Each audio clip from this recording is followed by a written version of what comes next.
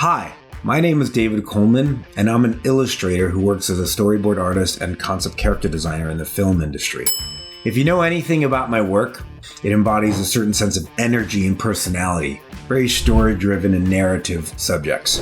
Specifically in the field of animals. I deal a lot with animals. Well, we're doing a new course here today. We're going to be drawing dynamic creatures.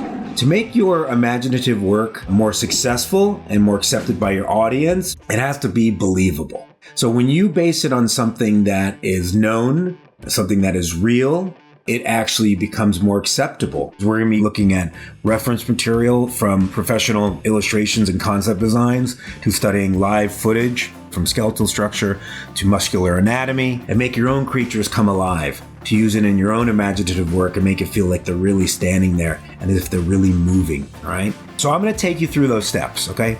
Because we're going to be working on choosing different animal species and seeing how we can break them down, understand them at their core, and take some of the knowledge and basic fundamentals of that animal and use it in the imaginative world of creature design, and seeing how we can make them really come alive. You can make your own fantasy work more believable and accepted by your audience, then that's a successful design, okay? So let's get into it.